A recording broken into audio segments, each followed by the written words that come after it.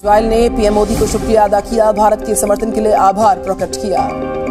भारत ऐसे मुश्किल के समय पर इजराइल के साथ खड़ा है और पाकिस्तान की तरफ से हमेशा से यही कहा गया कि जी हम जो हैं जी वो खड़े हैं, फलस्तीन के साथ खड़े हैं, फलस्तीन का साथ दे रहे हैं। इस वक्त भी पाकिस्तानी मीडिया जो है और पाकिस्तान के लोग जो हैं वो मुसलसल शाबाशी दे रहे हैं हमास के लोगों को। खासकर अगर रिलेशनशिप देखे जाए तो भारत के रिलेशनशिप जो इजराइल के साथ बहुत पुराने हैं, जिसमें वो यहाँ तक कहते हैं कि हमारी जितनी जंगें हुई हैं उसमें इजराइल ने हमें सपोर्ट किया। प्राइम मिनिस्टर नरेंद्र मोदी ने ओपनली सपोर्ट किया है इसराइल को, लेकिन इंडिया ने अपने दोस्त इसराइल का साथ नहीं छोड़ा, उसको सपोर्ट किया है। फलस्तीन के लोगों ने या हमास के लोगों ने पाकिस्तान का शुक्रिया अदा किया है कि पाकिस्तान जो है उनका साथ दे रहा है, पाकिस्तान उनके साथ खड़ा है। वैसे साथ खड़े तो पता नहीं किस किस के हैं, लेकिन अगर नहीं खड़े तो हम अपने ही साथ नहीं खड़े हुए।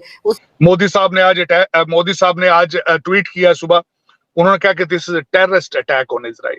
अब जो भारत है बिलखसूस हमेशा बड़ी फाइन लाइन के ऊपर इजराइल के साथ चलता है। मैं उसका बैकग्राउंड भी बताना चाहूंगा। हमास ने इस वक्त इसराइल पे हमला कर दी है, ठीक है, इसलिए क्योंकि इसराइल ने भी फलस्तीन पे और इंडिया जो है वो उनका हमायती बन गया। इसराइल और इंडिया की दोस्ती है ना, वो अपनी दोस्ती निभा रहे हैं। तो नेतन्याहू साहब ने कहा है कि we are in war and we will win this war. और आपको उनके रिसोर्सेज का अंदाजा है कि उनके पास टेक्नोलॉजी उनके पास है, पैसा उनके पास है, वेस्टर्न सिविलाइजेशन उनके पीछे है। और इसमें जो नुकसान होगा सबसे ज्यादा वो फलस्तीनियों का होगा, मुसलमानों का होगा। मैं समझता हूँ जो कुछ भी आज हुआ है ज्यादती हुई है। सबसे पहले तो जो आपके सवाल का था वो पाकिस्तान के हवाले से, पाकिस्तान वही करेगा जो उनके फाइनेंसर जो हैं वो करेंगे, वो करेंगे। सऊदी अरेबिया और यूएई और कतर जो उनको पैसे देते हैं आपको चलाने के लिए, वो जो कहेंगे आप उनके पीछे चलेंगे। आपके पास कौन सा चॉइस है? हाँ, उसमें ये एक बात आपकी बिल्कुल ठीक है कि सऊदी अरेबिया जो मुस्लिम उम्मा का एक कॉन्सेप्ट है, उसकी लीडरशिप और टर्की की पहले ही आपस में टसल चल रही थी। ये ओरिजिनली अगर देखा जाए जो नजर आ रहा है वो मुसलमानों के इंटरनल प्रॉब्लम नजर आ रहे हैं। अब फलस्तीन को एक मिसाल मैं देता हूं छोटी सी, कि दो हिस्से हैं उनके, गाजा है और वेस्ट बैंक है। दोनों के ऊपर अलग अलग हुकूमतें हैं, एक तरफ पीएलओ है, एक तरफ हमास है।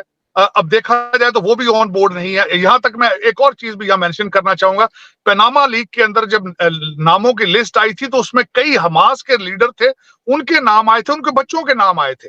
और यहाँ पे एक ये भी बात बड़ी खुल के की जाती है वॉशिंगटन डीसी के अंदर कि ये यूनाइटेड नेशंस से पैसे लेके करप्शन करते हैं।